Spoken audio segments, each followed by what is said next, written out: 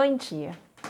No dia 6 de julho, nós pudemos reabrir a nossa cafeteria.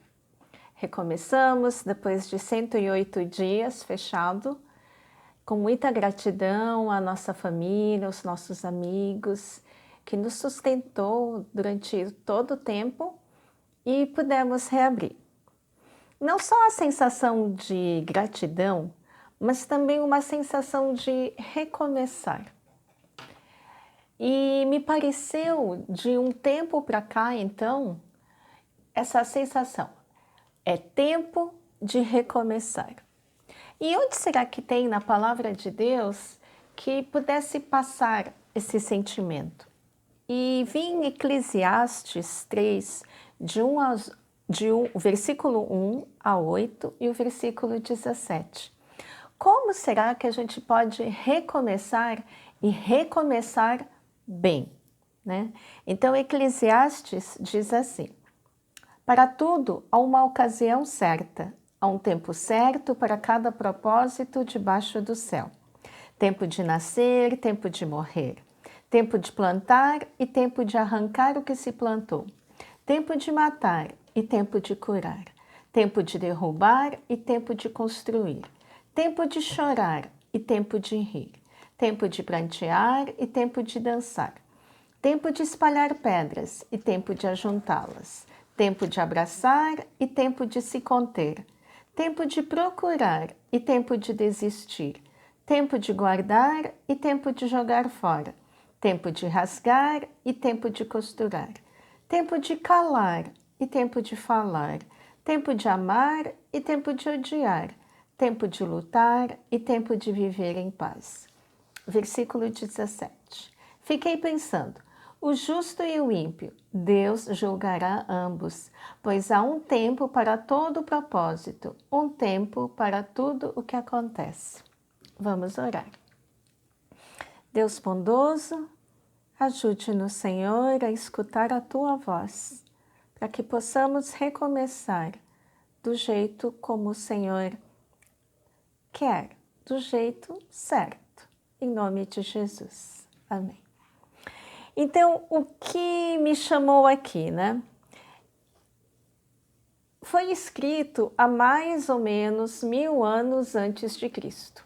Então, foi escrito há uns 3000 anos atrás. Dependendo do autor, pode ser que, não se tem muita certeza, pode ser que esteja entre 200 anos antes de Cristo também. Continua sendo bem antigo. Uma pessoa que estava filosofando, e pode ser que seja Salomão. Mas por mais filosofia humana que seja, ela está aqui na Bíblia. E se está na Bíblia, inspirado pelo Espírito Santo, então vamos considerá-lo com valor, com seu significado. E o que me chamou a atenção é que Deus é o Deus todo soberano, controla todas as fases, controla todos os momentos. Assim como Ele controla a pandemia, Ele controla também os começos e os recomeços. É uma parte, é um versículo, são versículos da Bíblia que muita gente gosta.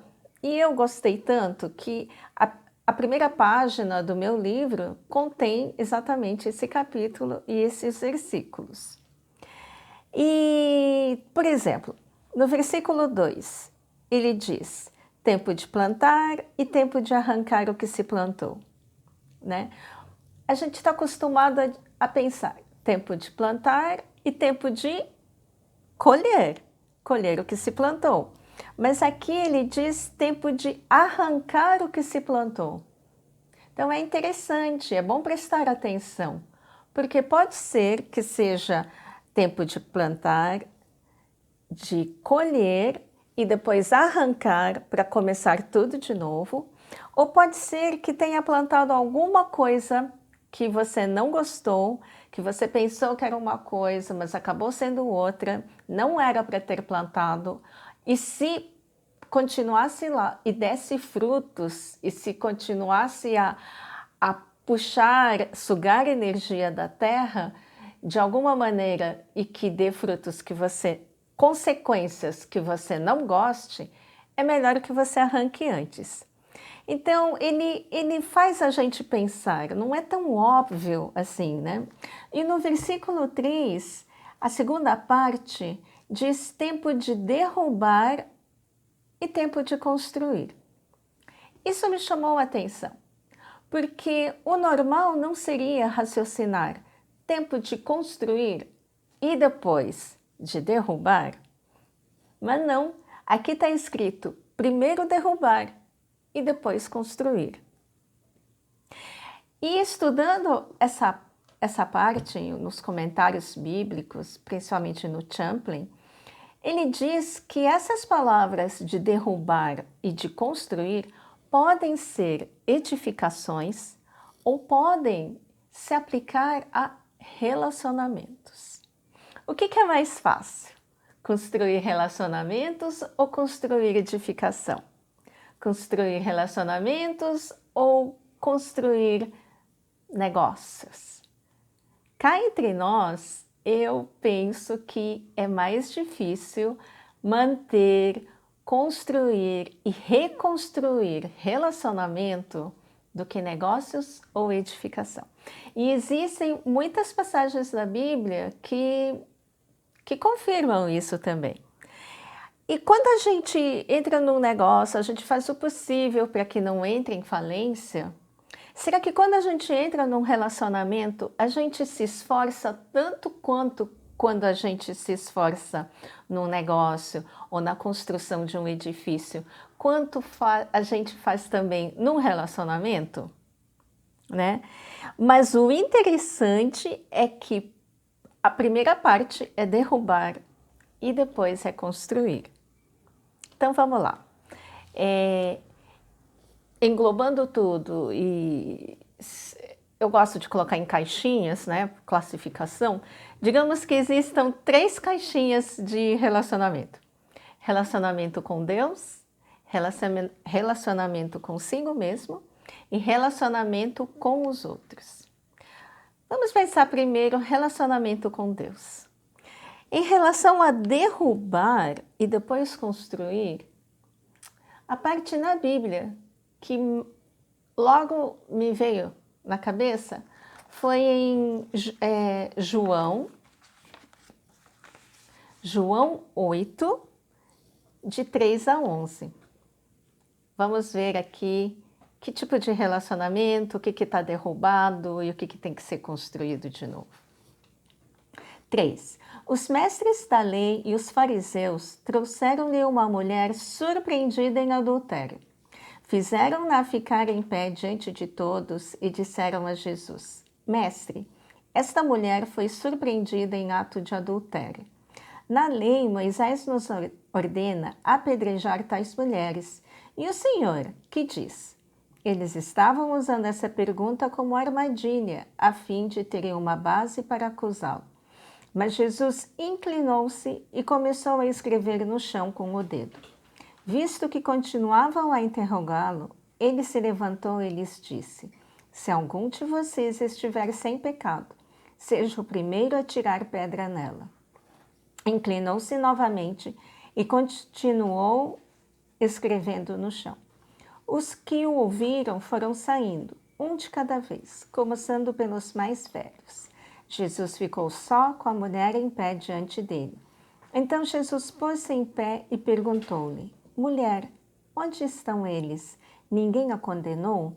Ninguém, Senhor, disse ela. Declarou Jesus: Eu também não a condeno. Agora vá e abandone sua vida de pecado. Se eu fico pensando em alguém que foi realmente derrubado, foi essa mulher. Ela foi apanhada em flagrante adultério. Adultério, para você ter adultério, você precisa pelo menos de 2 pessoas. Mas um homem escapou. Não pegaram, não deixaram, quer dizer, não deixaram ele no meio de tanta gente. Eu não sei o que aconteceu com esse homem, mas ninguém fez nada com ele. Mas a mulher foi colocada lá no meio, mas como uma armadilha para Jesus. Ela estava, normalmente, quando são apanhados em adultério, a mulher, eles retiram a roupa dela, então ela estava sem a roupa, pelo menos a parte de cima, então ela deve estar assim, tentando se resguardar, e todos os homens observando, fazendo roda em torno dela, de Jesus, e ela pensando, vou ser apedrejada. Eu fui apanhada em adultério. Esses homens vão me matar. Eu estou muito, muito mal. Eu preciso de ajuda. E o que Jesus faz? Jesus, em vez de, como dizia a lei, né? Naquela época, ela teria que ser apedrejada. Jesus não segue a lei, mas Jesus se abaixa e começa a escrever no chão. O que ele escreveu, ninguém sabe. Mas aquilo deu um tempo para a mulher pensar, repensar. E em vez dos homens pegarem pedra para apedrejá-la, eles foram saindo. E no final ficaram só os dois. E Jesus então levanta e pergunta, mulher, onde eles estão? Ninguém a condenou? Ninguém, Senhor, respondeu ela. Jesus declarou, eu também não a condeno. Agora vá e abandone sua vida de pecado. Aqueles que pensam que não tem pecado, não tem como perdoar os seus pecados. Aquele que está acabado, aquele que pensa que precisa de ajuda, esse pode ser ajudado. O que eu quero dizer? Na verdade verdadeira, diante de Jesus, diante de Deus, todos nós estamos quebrados, todos nós estamos derrubados. Diante da santidade de Jesus, não há quem possa escapar. Por isso que Jesus morreu na cruz pelos pecados de todo mundo. Mas quem pode ser salvo? Quem pode ser reconstruído numa nova vida? Somente aqueles que estão quebrados, como essa mulher, somente aqueles que sabem que tem todas as faltas do mundo e que se ninguém ajudá-lo, se ninguém ajudá-la, não tem mais como se salvar.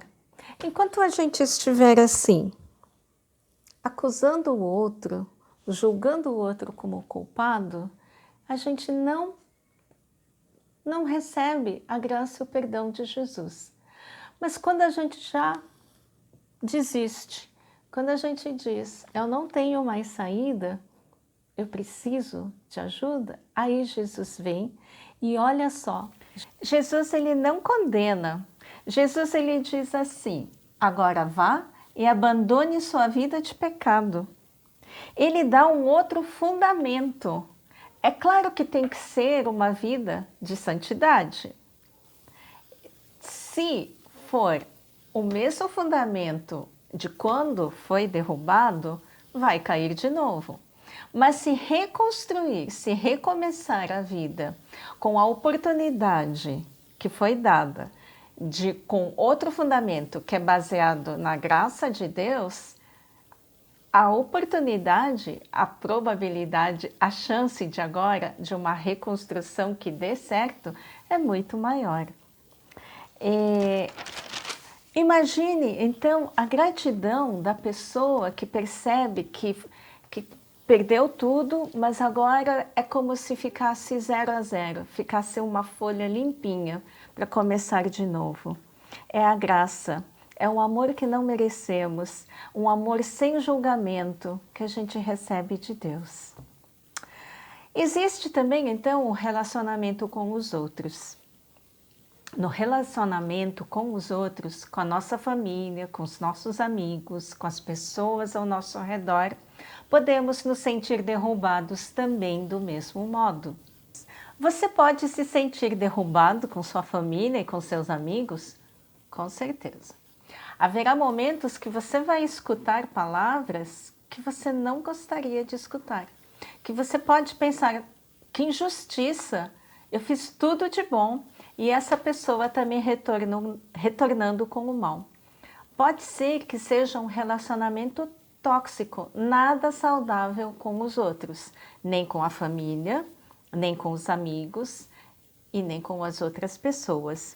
Então, como que a gente pode, sendo já derrubado, reconstruir novamente esse relacionamento?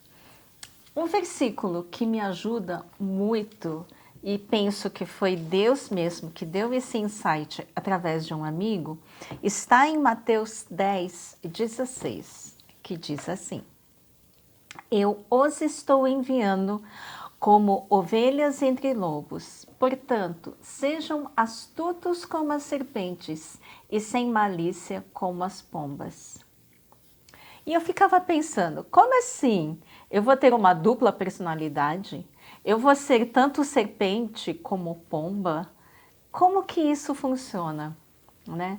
Até que eu realmente entendi. Primeiro contexto. Esse contexto, Jesus está falando para os seus amigos, para os seus discípulos, de coisas que vão acontecer até que ele volte novamente, a segunda vinda de Jesus. Sim, Jesus voltará.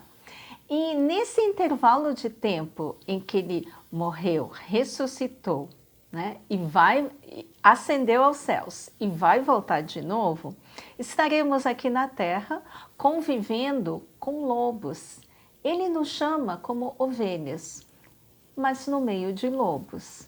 E como que uma ovelha vai conviver com lobos? Vai ter que ter astúcia, mas não esperteza de querer levar vantagem em tudo, mas uma inteligência de saber lidar tanto com as emoções, de saber administrar as circunstâncias, não somente para sobrevivência, mas também de influenciar o mundo, mas sem a malícia, sem a maldade, sem querer dominar, como as pombas. Então tem tudo a ver esse lado da astúcia da serpente. E qual que é o lado da pomba?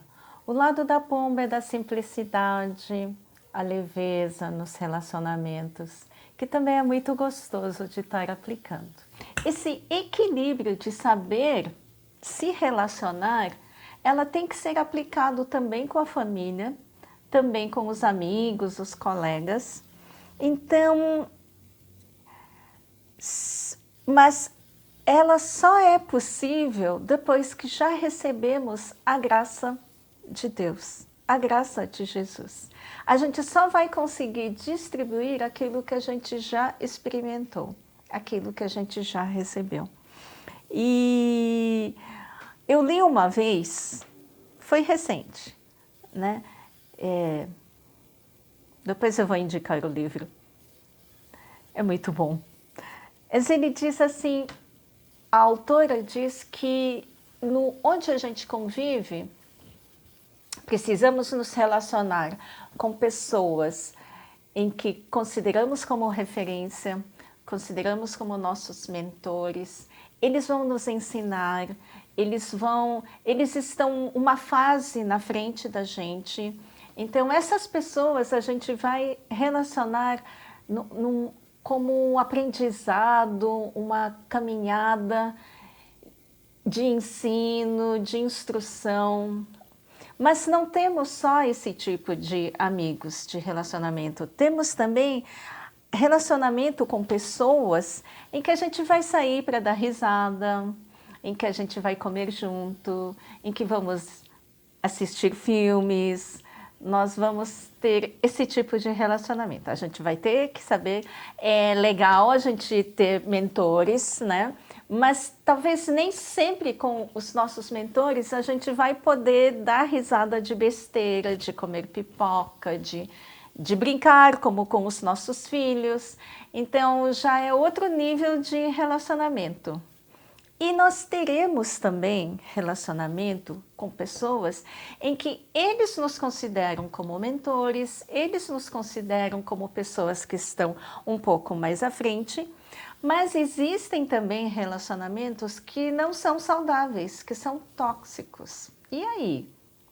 Essas pessoas que derrubam mesmo, né? te põe para baixo.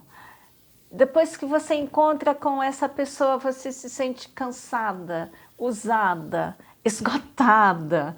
Como é que a gente faz? Recomeçar. Recomeçar, mas sobre outro fundamento. Então, assim como Jesus deu um outro fundamento para a mulher adúltera, nós também podemos ser protagonistas e podemos dar um outro fundamento para esse nosso relacionamento. Sim, nós vamos nos relacionar com pessoas que nos fazem mal, de alguma maneira, sim, mas de um modo diferente. Então, temos que usar também a nossa inteligência, temos também que você não precisa ter intimidade com essa pessoa, você não vai ser pomba com essa pessoa, você também vai colocar os seus limites. Então, o tempo de recomeçar é um tempo de oportunidade. É um tempo que, assim como Deus tem, né, em Eclesiastes 3, Ele tem o controle, Ele é soberano de todas as fases da nossa vida, desde o nascer até o morrer. Nós temos também fases de relacionamento. E a gente espera que a gente seja sempre mais madura em todos os sentidos. E eu desejo isso para você também, de saber se relacionar com a palavra de Deus, de principalmente ter essa relação de graça com Deus, percebendo que nós estamos no chão, que nós estamos derrubados e precisamos de Jesus, e do mesmo jeito que recebemos um outro fundamento de Deus, dar um outro fundamento para nossos relacionamentos que estão derrubados. Que a graça do Senhor Jesus esteja com cada um de vocês. Recebam a bênção. Deus amado, muito obrigado, Senhor, porque o Senhor nos ensina e assim, de acordo com como o Senhor se relaciona conosco, que saibamos nos relacionar de maneira saudável e bonito e completo, pleno, com outros fundamentos, principalmente com o fundamento da graça.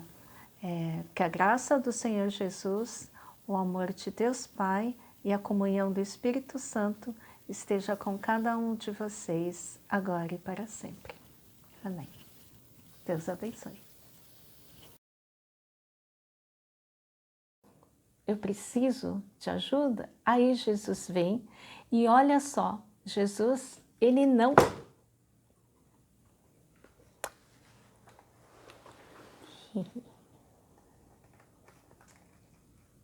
também do mesmo modo. Vou tossir. E eu sei que meu marido vai editar. Você pode me dar água?